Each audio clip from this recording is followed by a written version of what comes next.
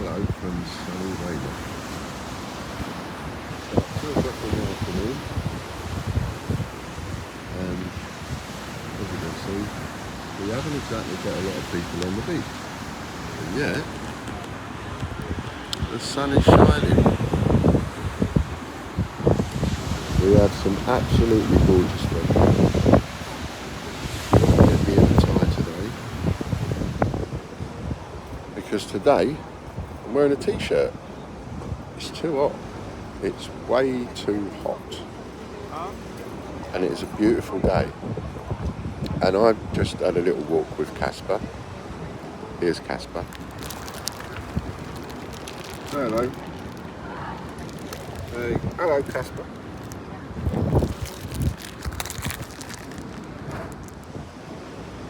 He's a bit on the wet side. He's had a little run in the sea. The sea's not choppy, but it's it's not still, today. So it's lovely out there. And it's got me to thinking. With this era, I was trying to think of a word for it. With this era that we're now going into, of essentially hiding stuff and not talking about stuff and brushing stuff under the carpet, and then people saying, well, you've got to be careful what you're saying, because you're going to put people off. You're going to put holidaymakers off. They're not going to want to come. They're going to listen to what you're saying, and they're not going to want to come. And there's been quite a few people say that. Are you one of the people that's kind of thought along those lines? I don't blame you if you do. I'm just, are you one of those people? Because if you are, now I've had time to sort of think about it a bit, I'd like to sort of throw something into the mix. Do you think me talking about us having piss alleys that never get cleaned and glass all over our side streets and dangerous streets, dangerous pavements, and bully boy corporate businesses like Boots, and what else have I talked about? Oh yeah, shoplifters, whether they're wearing knickers or not is immaterial, really. Just the fact that we've had someone doing that with no knickers, and that's starting to be a bit of a fad because it's getting around and it's happened in a few other places. People then jump on that and think somehow I'm being sordid, but I'm not the one that's taking my knickers off and going out shoplifting. Anyway, I digress. Although that is part of it. So all these things that I've been talking about, which in the grand scheme of things really are all minuscule. I mean, they mean nothing to a degree. I haven't spoken to one person that has said, because of what you've said, I'm not going to go to Weymouth. And that's quite a responsibility for those people to put on my shoulders, to kind of say, well, what you're saying, Ian, is going to stop people coming to Weymouth. And for the Weymouth bid people, or the we are Weymouth people, or we are Weymouth business, whatever, for them to say and send out emails to all the businesses in and around Weymouth, basically asking all of you businesses to brush things under the carpet, only talk about the positive stuff, because we've managed to get in the papers in a positive light and all the rest of it. And I said, no, I wouldn't do it. I don't know if any others of you said, no, you wouldn't do it, or if any of you didn't really see the implications of that and just blindly did it. But the implications of that to me are, that's us hoodwinking and lying to the public. Now, it may not be in the same realms, but we've all seen the film Jaws, right? And we've all seen, the man who's frightened of the shark and he's like, no, this is serious, this is what needs to happen, we need to let everybody know. And the other bloke going, oh no, we can't do that because we're going to take money away from the town and, and all that kind of stuff, and it's be bad for business. And when you look at that film, you're like, yeah, but you're putting money before people's lives. You can see that. It's like a black and white distinction. And I don't think that distinction is quite as clear with what's going on here. We're hoodwinking the public if we specifically don't talk about the issues because they might not come. If we're not talking about the issues, or we're not making public issues that we've got in and around Weymouth, and we're doing that specifically to hide it from the public because we want the public to spend their money here, then that's a kind of deception. And you lot might be happy playing that kind of deception game, but I'm not. I think that is ridiculous. I mean, it's so ridiculous it could be in a Monty Python sketch. So I thought, well, let's examine that a little bit, shall we? So as I was saying, is it the broken glass in all the side streets? Because the promenade, I see the promenade getting jet washed today because someone had spilt paint. But it's only being jet washed, really, in my opinion, because we've got the up and coming Veterans Day and suddenly there's all speed and all rush on getting it done. But that paint has been sitting there for about 4 or 5 weeks, all over our promenade, looking absolutely horrible. And nobody's bothered. Nobody's done a thing about it. Now suddenly we've got the Veterans Weekend coming up. Oh, we, might have some cameras here. Oh, we got to tidy the place up. And I've said this before. This whole area, beautiful, absolutely beautiful. It's got to get more than 1 million photographs a year. So the promenade's nice and clean, and the middle of the road is nice and clean because they send the truck out with the sweeper thingies on it, cleaning it all up. The road down by the railway station, that's all clean. However, the pavements are not. The pavements are full of broken glass. If you just walk across the road, I mean, you can see where I'm sitting, right? I'm sitting right by the water. And there's the promenade. So directly across the road there's Lennox Street, there's another street, there's another street, there's another street. So it's 1, 2, 3, 4. There's 4 streets there. As soon as you walk into those streets, you can see what's been cleaned and what's not. And you can see that some of this hasn't been cleaned in years. Years.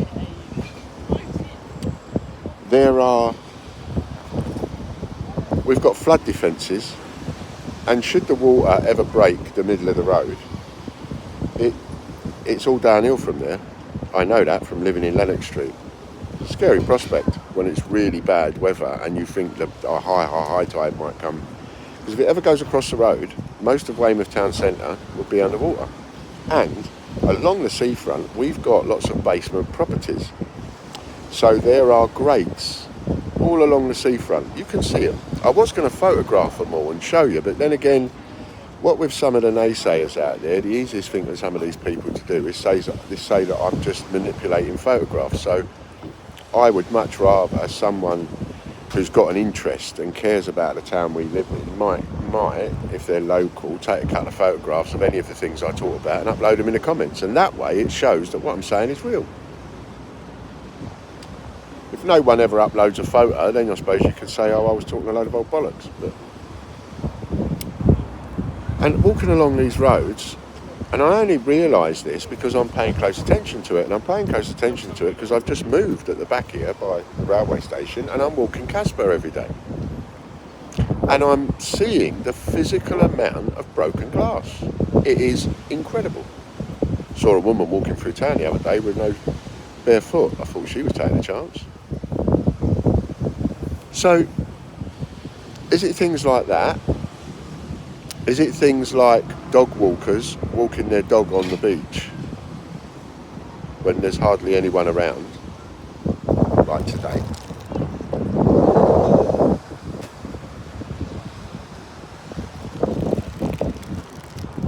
Is it that puts people off coming to Weymouth? Is it the odd negative story?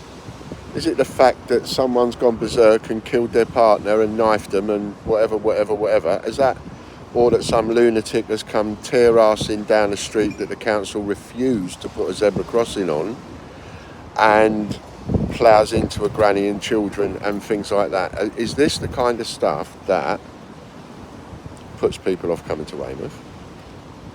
Or is it people like me that talk about this kind of stuff? Or do you think it might be, what are we doing for them? I mean, here's a great one. I'm actually sitting outside the old pier. There it is. How many years has that been smashed up and not there? All the hundreds of millions of pounds that were spent on our roads needlessly, all that massive con that we had during the 2012. There's a lot of people on our council. Oh, they got to hope that there's things don't come out of the woodwork over that. But no money to replace things like the old pier. Wouldn't that be a great draw? Wouldn't that bring people into the place? And this thing about not having dogs on the beach, I've got to add into this, by the way. There's an area down the bottom there near the pavilion that is designated as a dog walking area, except for the fact that non-dog owners are allowed to pitch up there because it's just part of the beach. I think that's wrong, really. If you're going to have a dog owners only area, then it needs to be just for dog owners and it needs to be policed as such. You can't, and therefore everybody else needs to not be there, so that you've just got dog owners on there. Now, I read in the comments about, it was decided ages ago that there's an offset between the people that the ban will put off coming to Weymouth and the ones that will come to Weymouth because of the ban. Nobody comes to Weymouth because of the ban. That was all a load of old toffee. That was bollockses. Nobody specifically makes a beeline for Weymouth because Weymouth brought in a dog ban on the beach. That's just rubbish. But wouldn't it be better if you just pleased everybody? Why can't you have a portion of the beach for dog owners? And only dog owners.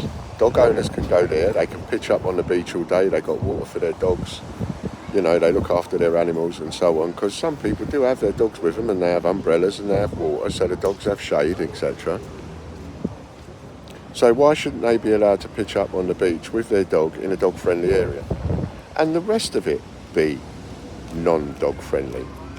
At least that would be fair instead of out and out discrimination, which is what this is.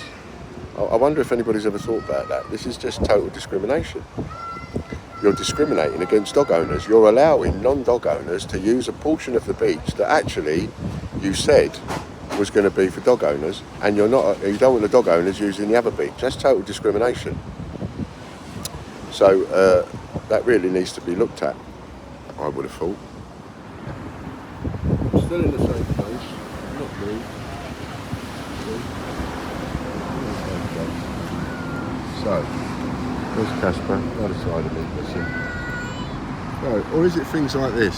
See this little car park here? I came here the other night for dinner. Now, I came for dinner because I wanted to go down there. And we parked up here in this car park. And it cost us £6.50 for 2 hours, and it was after 6 o'clock. And I thought that was outrageous. And I've been meaning to mention this for ages, and I think this is an ideal opportunity to do so. The car parking in and around Weymouth is absolutely extortionate. The only thing they're missing is a mask. They should have a mask on when they collect this money. Got nothing on Dick Turpin. Why does it need to be so expensive? Seems to me that when you look at how councils are run and when you look at how towns are run, you take somewhere like, let's go right inland, you take somewhere like Whitney near Oxford. It's inland. It's not by the sea. So they haven't got that footfall, they haven't got that tourism. it's inland. And it's only a village. It's only a town. It's not a village. It's a town. It used to be a village, I suppose, but it's more of a town now. Quite a fair-sized town. And the town centre has massive car parks. I mean, massive car parks. And they're all free. All free. The money that has been spent on those car parks in building them and putting them in place, astronomical. Telephone numbers. But they've done it because it encourages people to go into the town and do their shopping. And yes, they've also got their business parks. But they've made provision in town because they want to keep the town centre as a town centre. They want to keep it retail, businesses working from the town centre. And so they make it accessible for those businesses in the town centre. We don't. We make it harder and harder and harder. And I don't get why, just because we have an automatic economy, just because we have this automatic tourism trade, why do we have to take the absolute piss out of the people that are paying to come on holiday? I mean, is the money that they're paying hotels and bed and breakfasts and restaurants and amenities and amusements and all of the other things not enough? Do we really have to rinse the arse out of the car parking? When you go, I mean, I haven't got the time or the energy or the health to go running around all the car parks in and around Weymouth to find out how much they all are. But this one here, £6.50 for a couple of hours, I think that's an absolute liberty. Or as that old granny would say, what a fucking liberty. And it is a liberty. What about the car parks where you are? Do you know of any car parks that are as expensive as this? What about car parks in and around Weymouth? What about car parks that are not in Weymouth? Do you know a more expensive car park anywhere? Apart from London. Obviously, central London's going to be, I mean, it was ridiculous when I worked there. So, have you got pictures of glass, stuff that hasn't been done for years? I'm not talking about, oh, someone's broke a bottle and the council ain't cleaned it up. Give them a chance. I'm talking about where you have this unsightly stuff, dangerous stuff like glass, broken glass on the streets, on the pavements, and it's been there for like forever. It's been there. It was there last year. It was there 6 months ago. That kind of stuff. You know. So if you've got any pictures of that anywhere in Weymouth, please post it. If you've got evidence or pictures of forgotten areas, I just class it as forgotten areas, really.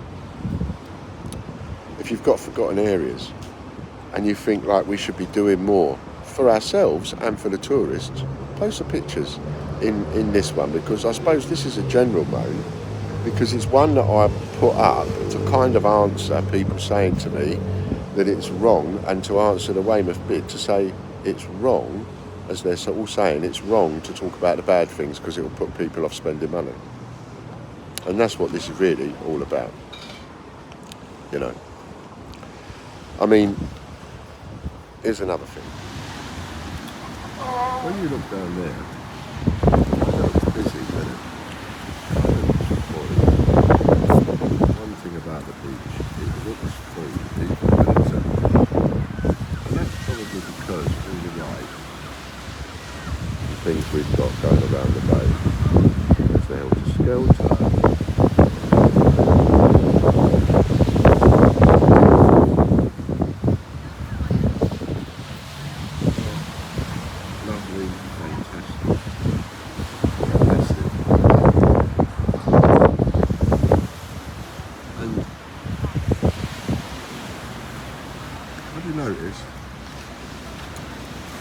beach up this end is kind of... The beach up this end is kind of a bit manky, but the beach up there, that's perfect. That's like the perfect sandy beach. Lovely soft sand between your twinkle toesies. Beautiful, absolutely beautiful. If you're a holiday maker, that's where you want to be, and you're on the beach for the day, that's where you want to be. You obviously don't want to be up here, which is why this is empty and that is busy. See what I mean? So is it just me, I wonder? Does anybody else wonder the same thing? It's like, if we was truly looking after our holiday makers, it was all about the visitors and doing what we could, you know, for the bestest for everybody, and include the locals even. Is it a good idea to use half of the perfect sandy beach for amusements? Or would it be better to leave the entire sandy beach, or most of it, for people to spread out and just lovely, lovely, lovely on the beach all day?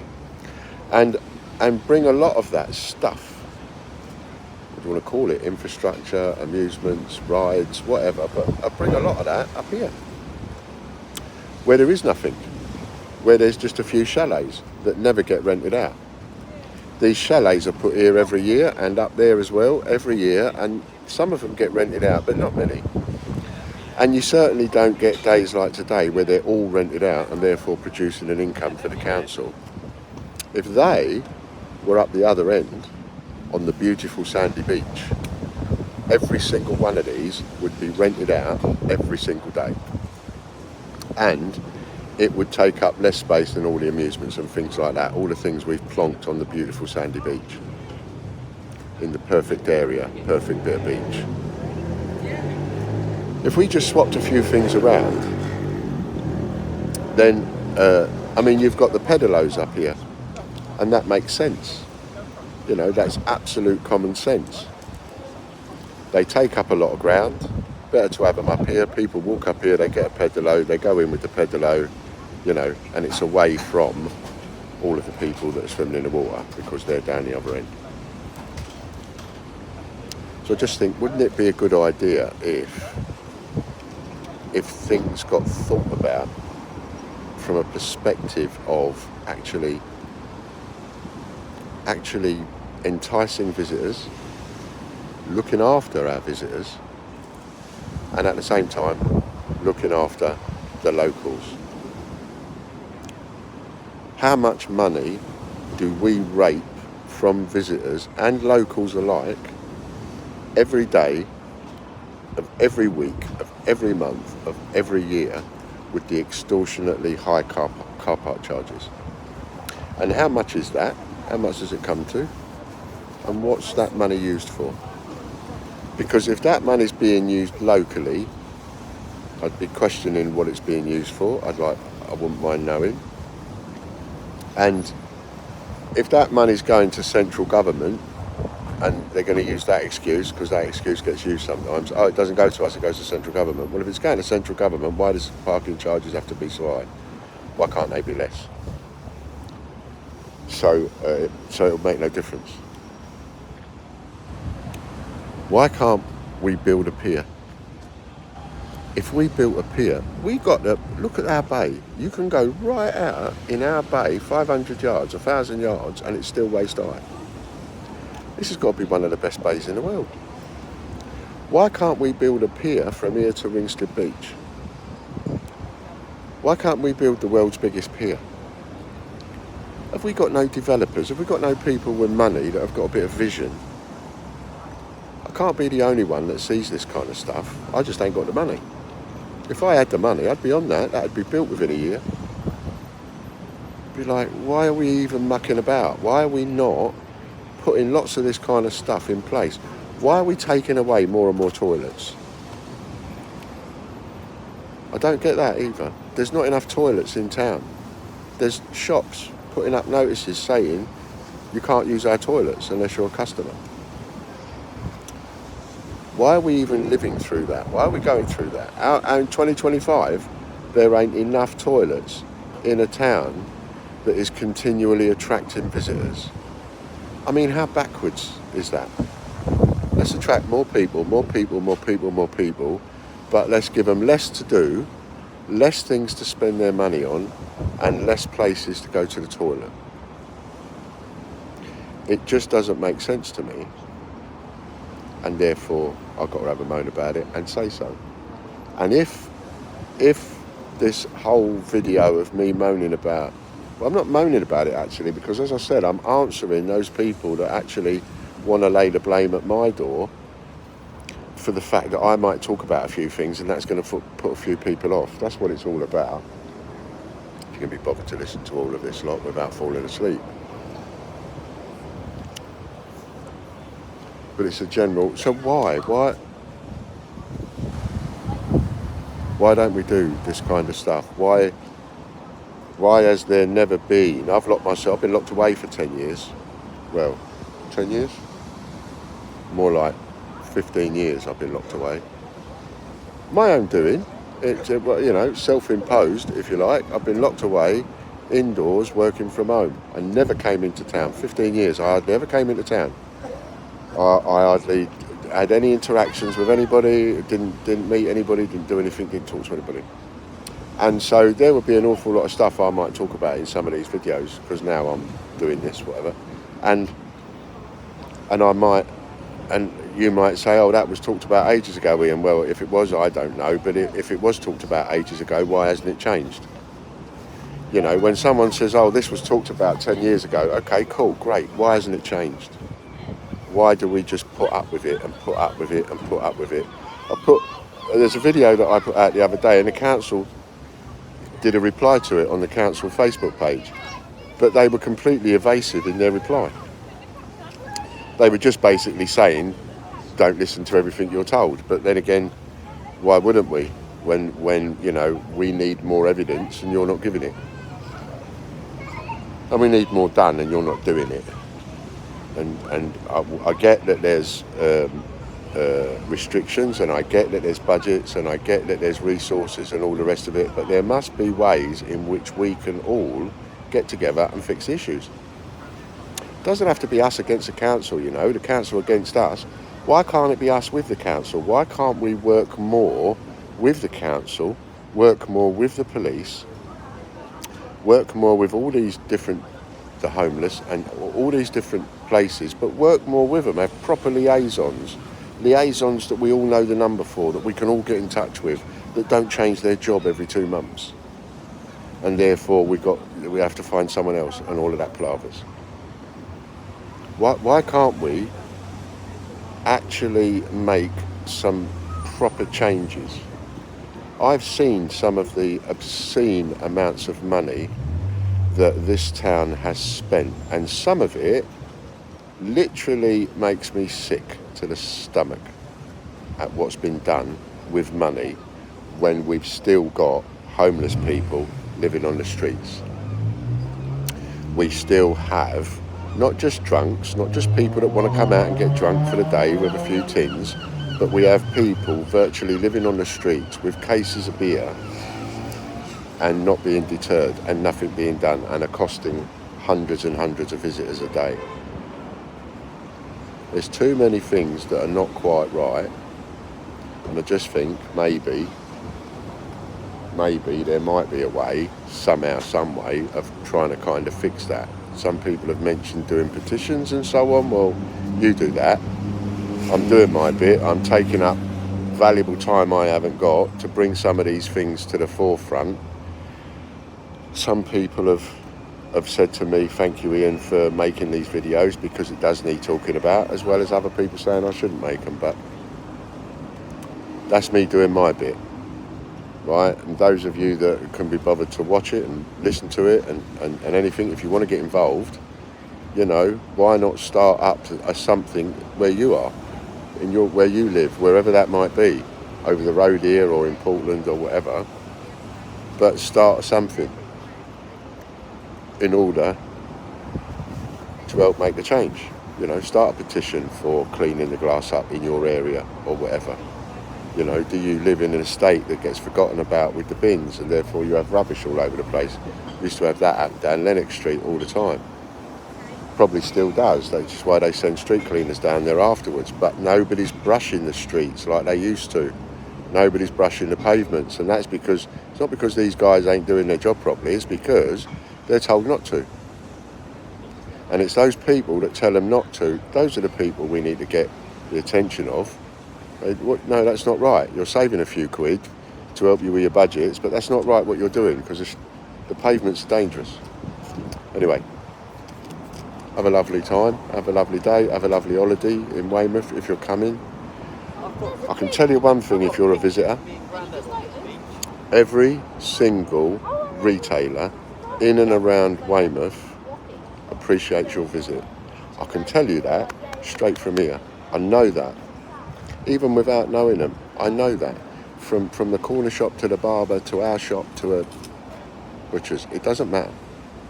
Every single person appreciates every single visitor. That's why we do the job. We want the sales, otherwise we wouldn't do it. And we are all, I speak on behalf of everybody, I hope, genuinely sorry to every visitor that comes and has a but.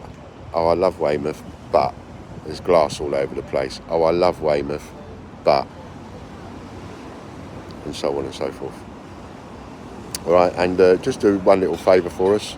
If you do find this interesting, if you do find any of these videos interesting, please share one of the businesses on the page. Any of the businesses that any of the posts that we've put on the page. Please share one or some of those and help a local business today. Many thanks. Bye for now.